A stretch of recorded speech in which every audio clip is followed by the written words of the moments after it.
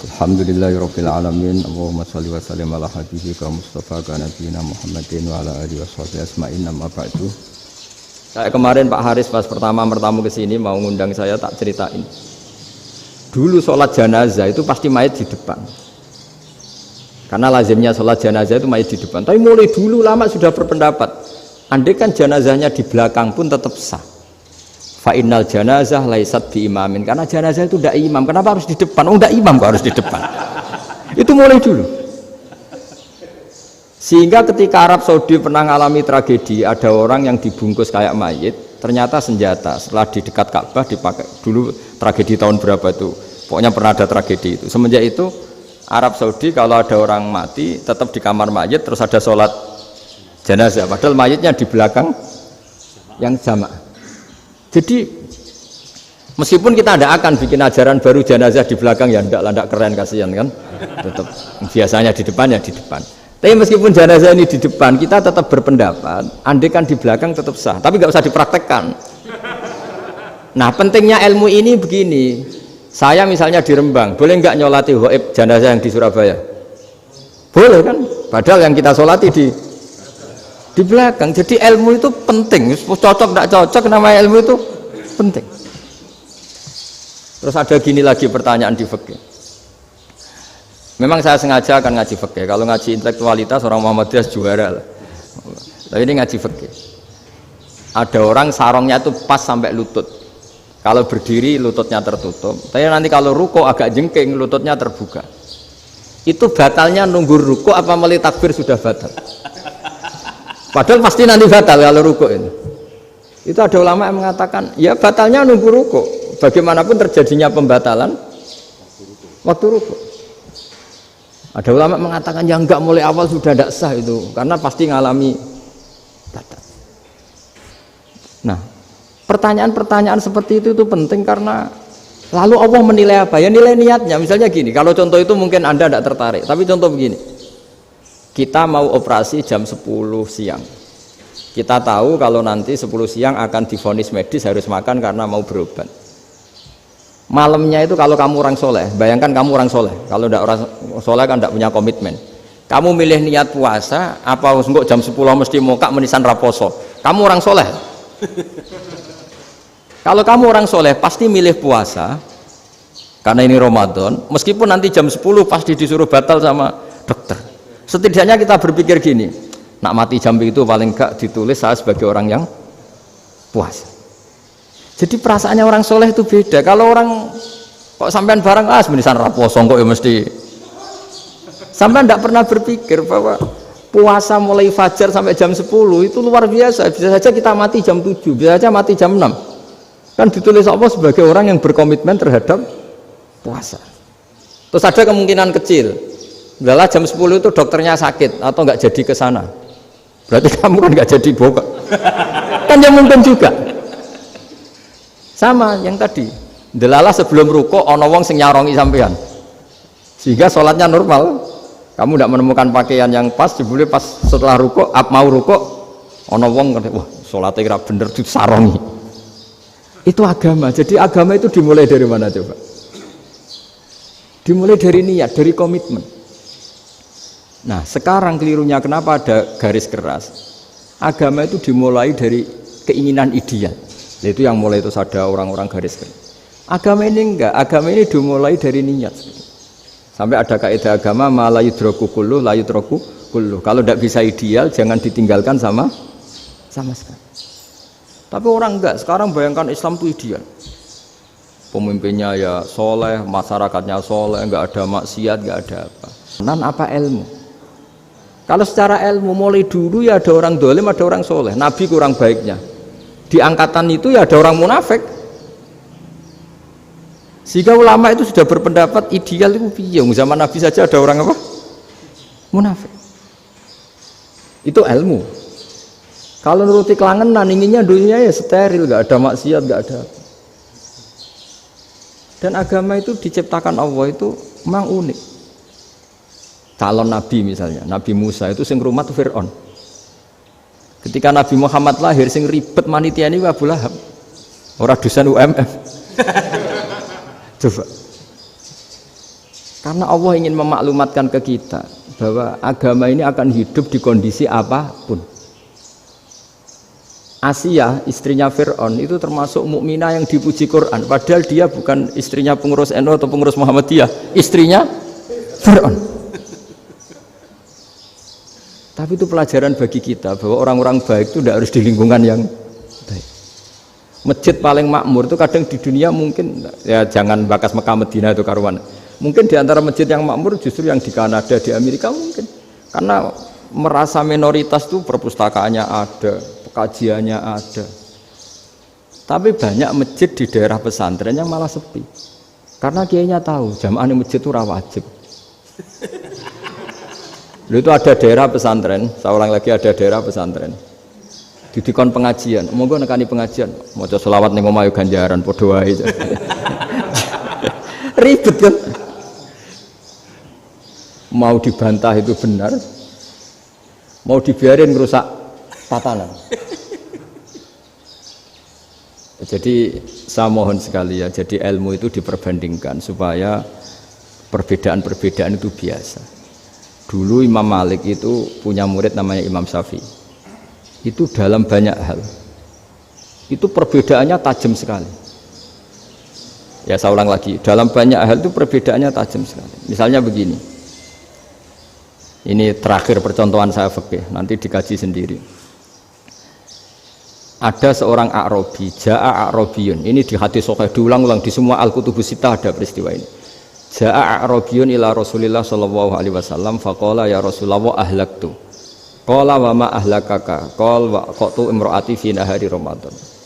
Ya Rasulullah, saya ini orang yang rusak. Kenapa? Saya ini hubungan intim sama istri saya ketika masih siang Ramadan. Singkat cerita orang ini dihukum berat sama Nabi. Hukumannya adalah karena dia membatalkan puasa ketika dengan hubungan intim. Sama Nabi dihukum, kamu harus merdekakan budak. Wah, tidak mampu ya Rasulullah, saya tidak punya budak. Jadi ini bukti bahwa agama ini sangat sosial sehingga sebagian kafaroh harus memerdekakan budak. Kamu kalau gitu puasa 2 bulan, yang baru puasa 2 hari aja kecelakaan malah disuruh puasa 2 bulan. Ya sudah, kamu ngasih makan 60 orang miskin. Saya ini orang paling miskin. Kok ini jadi sudah miskin agak hiper lah orang itu. Poso-poso kok gitu. Itu kata ulama, kalau orang Jawa nggak mungkin makanannya tempe mendoan, nggak mungkin itu. Di Jawa itu nggak mungkin lah ada orang batal puasa karena hubungan intim. Ada istrinya nggak cantik, cerewet, sang lanang mangane mendoan, itu tidak mungkin, kecelakaan itu tidak mungkin. Tidak mungkin itu. Tapi kalau Arab mungkin karena makanannya daging. Singkat cerita, terus pertanyaannya gini, kalau batal biasa itu kan bayarnya puasa 1 hari. Kalau batal, tapi kalau batal pakai hubungan intim, pakai jima kalau dalam bahasa fikih itu kafarohnya berat, yaitu merdekakan budak atau puasa 2 bulan berturut-turut. Pertanyaannya gini, jima istri itu boleh loh tidak zina. Saya ulangi, jima istri itu boleh loh tidak zina. Itu kan hukumannya berat. Nah terus Imam Malik berpikir kalau gitu tidak harus jima dong. Poso-poso, ora ono uzur, ora ono apa terus nyate. Esuk mangan bakso tanpa ada alasan syar'i. Hukumnya harus sama dong, karena jima hukumnya boleh, berarti semua iftar, semua pembatalan puasa yang tidak ada udzur syarak maka hukumnya sama, yaitu sanksinya sama.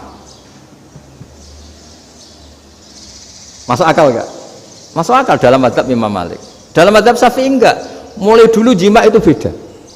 Kayak mertamu nih gone wong, mangan itu oleh, tapi nak nggo bojomu nggo jima niku wis nemen ngawure lah. Tetep beda. Dari Imam Syafi'i pokoknya beda, jima sama makan itu beda. Lah ya terus setelah itu terus ada pertanyaan, bagaimana kalau makan dulu baru jima? Ribet kan? Makanya itu sampai dibabkan Kitabul Khilafil Fiqhi, bab merekayasa fikih. Makanya itu perdebatannya orang Hanafi sama Imam Syafi'i juga sama. Ada orang jam segini lapar sekali, kalau langsung makan kan kena sanksi. Ya pergi aja dulu, pura-pura ngaji ke Gus Bah gitu. Nanti kan jadi musafir kan? Wah itu sudah boleh itu kan? Padahal enggak. Memang dia pergi itu karena supaya bisa makan. Mau enggak kepikiran ngaji kok tahu-tahu ingin ngaji. Mumpung Ramadan lah. Nah makanya dibabkan, apakah boleh merekayasa fikih? Tapi fikih bisa apa coba? Dengan status kamu musafir, ya memang boleh iftar, boleh berbuka. Nah itu terjadi terus perdebatan ulama menyangkut fikih. Karena memang masalah furu'iyah. Sehingga termasuk perdebatan kita dalam perilaku, misalnya adat orang NU kalau habis salam itu menghadap ke kiblat, karena arah terbaik itu kiblat. Tapi sebagian orang Muhammadiyah atau mungkin semuanya menghadap ke makmum. Itu memang teks hadisnya itu kita yang meneliti hadis itu semua syarah itu berdebat. Nabi memuji kiblat itu arah terbaik, oke. Tapi di bab itu Nabi itu aqbala alaina, menghadap ke kita. Lalu pertanyaannya, kenapa menghadap ke kita? Ada mengatakan karena Nabi memang punya tradisi kadang ngendikan. Ya tentu dulu istilahnya tidak kultum, nggak ada istilah itu dulu, 7 menit itu nggak ada. Tapi ada ulama yang analisis begini, termasuk kitab Fathul Bari. Nabi itu tokoh sentral, taruh lagi Nabi itu tokoh sentral. Ini kata kitab Fathul Bari, bukan kata saya. Nah orang-orang yang imamu qaumi, orang-orang yang jadi imam di daerah masing-masing, tetap kalau sholat itu ikut Nabi. Ikut Nabi setelah salam langsung pulang. Jadi sebetulnya salam langsung pulang itu ya ada sejarahnya karena dia mau jadi imam di daerahnya. Nah, tidak kebayang kalau Nabi itu madhep kiblat. Kalau Nabi madhep kiblat, orang yang masbuk yang barusan datang pasti langsung usolli misalnya fardhu isya'i misalnya. Terus makmum Nabi, padahal Nabi sholatnya sudah selesai. Jadi intinya gini kata Fathul Bari, imam setelah salam itu harus bikin gerakan atau omongan atau apa saja yang menunjukkan kalau sholatnya selesai. Di antara gerakan itu adalah beliau harus menghadap ke hadirin atau menghadap ke utara atau apa saja yang penting menunjukkan kalau sholat ini sudah selesai. Itu fikih. Jadi fikih itu cara menganalisis itu memang unik. Karena kalau Nabi tetap seperti itu, posisi pancet seperti itu, maka orang yang baru datang mengira Nabi masih sholat. Nah, pertanyaannya kalau mereka sudah takbir, malah sholatnya tidak sah. Kenapa tidak sah? Menggantungkan sholat atau mengikatkan sholatnya dengan orang yang sudah tidak sholat. Jadi menjadikan orang yang nggak sholat sebagai imamnya kan nggak boleh. Maka Nabi harus memaklumatkan dengan gerakan itu bahwa beliau sudah tidak sholat. Karena orang datang dari berbagai daerah. Jadi nganalisis fikih, fiqhul hadis namanya. Itu ulama itu mau tidak mau debat. Karena pertanyaannya itu kenapa? Ya memang mau apa? Karena yang namanya sosial itu yahtamilu muhtamilatin, ada sekian kemungkinan. Makanya dalam madhab istimbat itu, ketika Nabi sodakoh pakai tamer, pakai kurma, itu ulama mesti ngitungnya tuh kut. Kut itu makanan pokok. Sehingga Imam Syafi'i mengatakan kalau di Indonesia pakai beras misalnya, karena kutil balat Indonesia itu beras. Oke, Imam Syafi'i mainstream. Tapi ketika era Yusuf Qaradawi di Al-Azhar di Mesir sana, ulama-ulama mulai usil. Sama sih ingat Mbah Mun sering gejlokan, lah iya petani gabah, petani padi wis melarat wajib zakat. Petani cengkeh, kakao, suga-suga wajib zakat hanya karena yang ditanam tidak makanan pokok. Jadi mulai ada ulama mulai gerah lah, kalau bahasa politiknya mulai gerah. Yang petani miskin gara-gara yang ditanam padi wajib zakat. Yang orang-orang di sana misalnya di Sulawesi karena tanamannya kakao atau cengkeh tidak wajib zakat karena bentuknya tidak makanan pokok. Geger kan di Al-Azhar geger. Akhirnya hampir semua ulama berpendapat ya sudah sekarang ketika Nabi menzakati makanan pokok itu jangan dihitung sebagai makanan pokok. Wa mimma akhrsna lakum minal ard. Apa saja, ma itu apa saja. Makanya kata Yusuf Qaradawi, ma itu apa saja. Makanya semua tanaman yang menghasilkan uang itu wajib zakat. Nah, masalahnya kitab-kitab Syafi'iyah itu sudah mamlu'ah, sudah penuh dengan penjelasan misalnya fala zakata fil khadrawat, maka enggak perlu zakat untuk kayak kangkung, semangka dan sebagainya. Nah, lalu kiai-kiai angkatan modern kayak Mbah Mun itu sering dapat masukan, saya pernah dengar sendiri. Yai, Saya ini punya sawah 1 hektar, tak tanamin padi, itu nggak pernah kaya saya. Sekarang tak tanamin kangkung malah saya kaya, karena tiap 3 hari panen tak kirim ke Jakarta. Itu orang Indramayu yang tanya. Jadi gak tanam padi gak pernah kaya, tanam kangkung kaya. Nah, karena dia orang soleh, kalau zakat boten. Mau diwajibkan zakat tidak makanan pokok, mau tidak wajib dia kaya. Semenjak itu perubahan di Indonesia ikut. Akhirnya ada zakat, pokoknya asal tanaman yang 1 nisab ya wajib zakat. Masih ada debat lagi. Ketika nanam ingin dipanen, itu dia petani apa pedagang?